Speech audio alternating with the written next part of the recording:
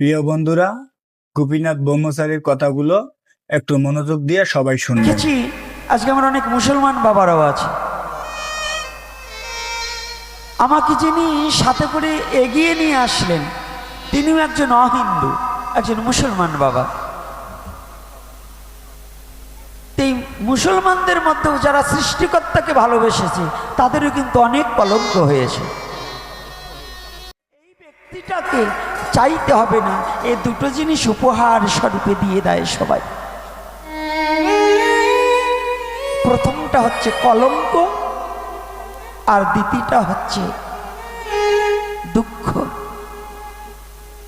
কলঙ্ক আর দুঃখ চাইতে হবে না, এমনি আপনাকে দিয়ে দেবে।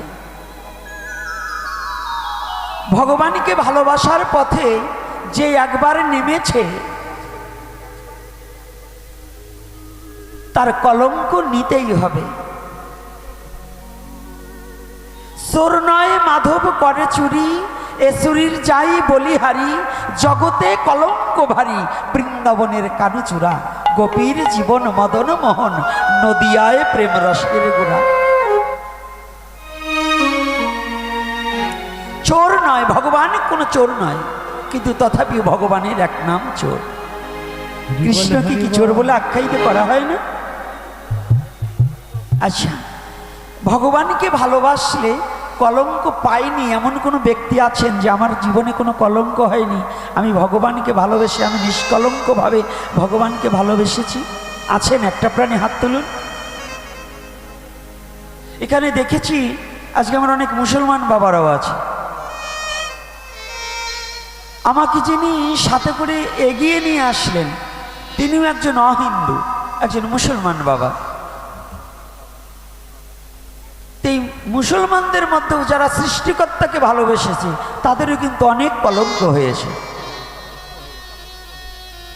দেখবেন পীর আউলিয়া গাউস কুতুব যারা তাকে ভালোবাসতে চেয়েছে তারা কিন্তু না কান্না করে জীবনে কোনো দিন সুখে দিন কাটাতে পারেনি। সনাতন ধর্মের মধ্যে যারা ভগবানকে ভালোবেসেছে তাদের অবিরল হয়তো মনের দুঃখ, অন্য অভাবেও কাঁদতে হয়। আবার যারা কৃষ্ণবাদিনী, কৃষ্ণ ভজন করে না, তাদের যন্ত্রণার দায়েও তার চোখে জল ঝরাতে হয়। হয় কি না বাবা? এটা বাস্তব কি না? না কান্না করে কেউ কোনোদিন ভগবানকে পেতে পারে না। তাহলে দুটো জিনিস, একটা হচ্ছে কলঙ্ক আর একটা হচ্ছে দুঃখ। এই দুটো জিনিস কারো কাছে চাইতে হয় না, শুধু ভগবানকে ভালোবাসলেই তার এমনিতেই প্রাপ্তি হয়ে যাবে। বলো না গো রাধে রাধে।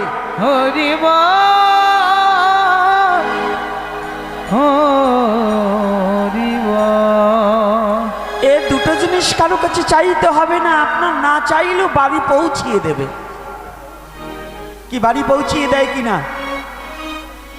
আমাদের স্বাভাবিক জীবনে, এই স্বাভাবিক জীবনে বাবা আপনি নিচে বসুন, আপনি উঁচু বসলে ভালো লাগে না। আপনি একজন ভক্ত এবং বয়স্ক মানুষ, আপনি সামনে দেখলে আপনার মুখটা দেখলে একটু সুখ হয়। একটু জায়গা করে দেন, এত ফাঁকা ফাঁকা না বসে একজন ভক্তকে একটু বসার। আমরা একটু মিশে মিশে বসি, কিন্তু একজন বয়স্ক লোক একটা ওই বাক্সের উপরে বসে থাকলে ভালো লাগে না। বয়সের সাথে কিছু তাৎপর্য আছে।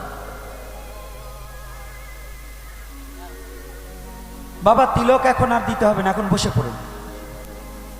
রাধে রাধে। আমি কি বলছি আমার কথাটা বুঝুন, এখন বসে পড়ুন, কারণ সামনে দিয়ে হাঁটা চলা করলে এখন আর ভালো লাগবে না। বসুন। আচ্ছা বলুন তো, কলঙ্ক কারো কাছে চাইতে হয়? না চাইলে দিয়ে যায় কি না? আপনাদের একটা কথা বলছি, যদি বিশ্বাস না হয় একটু হরি ভজন করেই দেখুন, একটু ভগবানের ভজন করেই দেখুন, কলঙ্ক আপনার চাইতে হবে না, আপনাকে বাড়ি পৌঁছিয়ে দিয়ে যাবে। এই পাবলিক এমন একটা জাতি, সংসারী জীব এমন একটা জাতি, আপনি সারা জীবন ভালো কাজ করবেন, একটাও বলবে না কারো কাছে। কিন্তু জীবনে যদি ক্ষুদ্রতম একটা অপরাধ করে ফেলেন না কেন, আপনি বাড়ি আসার আগে সারা জগৎ জেনে যাবে। কিন্তু সারা জীবনে যে ভালো কাজ করেছেন ওটা আর কেউ কোনোদিন বলবেন, কি বলবে? কিন্তু খারাপ কথাটা সবাই জানবে, জানবে কি না মা? জানে কি না? তো যদি কারো বিশ্বাস না হয় যে কৃষ্ণ ভজন করলে কলঙ্ক হয় না আর কষ্টও পেতে হয় না, তাহলে তাকে বলছি তুমি একটু কৃষ্ণ ভজন করে দেখো। না করলে তো বুঝবে না। কৃষ্ণ ভজন যারা করবে তাদের কলঙ্ক সাগরে ভাসতে হবে। কৃষ্ণ ভজন যারা করবে তাদের দুঃখের সাগরে ভাসতে হবে। কারণ কি জানেন? এটা কিন্তু শুদ্ধ কৃষ্ণ ভক্ত দুঃখ মনে করে না। এই কান্নাটা কোনো দুঃখের কান্না নয়, এটা ভক্ত ভগবানের খেলার ছলে ভক্তকে কাঁদিয়েও ভগবান বড় আনন্দ পায়, তাই বিদায় ভক্তকে কাঁদাতে থাকে। হরি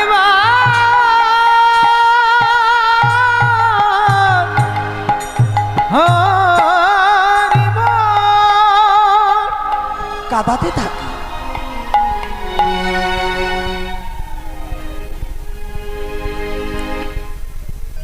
একদিন শ্রীমতী রাধারানী সখীদের নিয়ে যমুনায় যাবে বলে রওনা দিয়েছে। এদিকে ভগবান শ্রীকৃষ্ণ যিনি যমুনা পুলিনে কদম্ব মূলে বসে বসে বংশীর ধ্বনি করছে। আর জানা তো আছে ভগবানের বাঁশিতে একটাই শব্দ জানে, ভগবান অন্য কোনো শব্দ জানে না। সে শব্দটা হচ্ছে শুধু রাধা রাধা রাধা। ভগবানের বংশীর ধ্বনিতে রাধা ভিন্ন অন্য কোনো নাম জানে না। গৌর হরি বল, গৌর হরি বল। তবে ভগবান শুধু রাধা নাম জপ করে বংশীর ধ্বনি করে, কিন্তু প্রকার ভেদে ভক্ত যে যেমন সে তেমন কর্ণে সেই বাঁশির ধ্বনি শ্রবণ করে। এজন্য মহাজন বললেন বাঁশি বাজে একই তানে, যার যেমন কান তেমনি শোনে। যশোদা শুনে বাঁশি দে ননি দে ননি, নন্দ শুনে বাঁশি পিতা এই যে বাধায় আমি।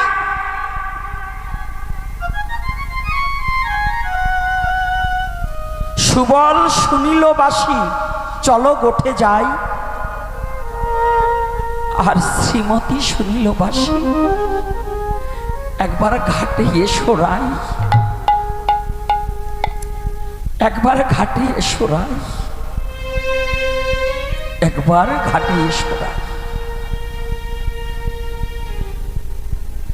বাঁশি বাজছে জেতা নেই, কিন্তু যার যেমন কান সে তেমনি শোনে।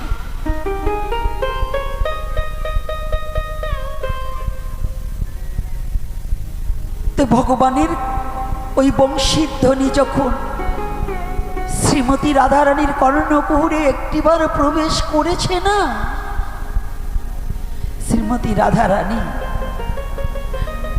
ভগবানের শ্রীচরণ শ্রীবদন অদর্শনে এখন যেন বন্দি খাঁচায় পাখি যেমন থাকার পরে চতুর্দিকে অগ্নি প্রজ্বালিত করলে ওই খাঁচার পাখি যেমন ছটফটে করে, ভগবানের চরণ এবং বদন দর্শনে শ্রীমতী রাধারানীর বিরহ যন্ত্রণা তেমন দ্বিগুণে বেড়ে চলেছে। কত সময় ভগবানকে একটু দর্শন করে শ্রীমতী রাধারানী নয়, এই বিশ্ব জগতে যদি কেউ ভগবানকে একবার ভালোবাসতে পারে, যদি কোনো ভক্ত একবার ভগবানকে ভালোবেসেছে, যারা এই বিশ্ব জগতে মা শুধু শ্রীমতী রাধারানী নয়, এই ভূমণ্ডলে যেজন ভগবানকে একবার ভালোবাসতে পেরেছে তাদের অবস্থাটা কি জানো?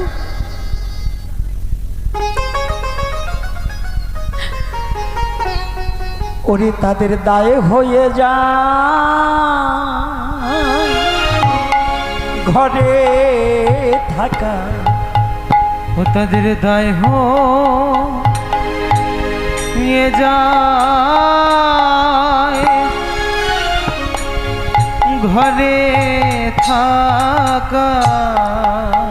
কেবল তাদের দায় হয়ে যায়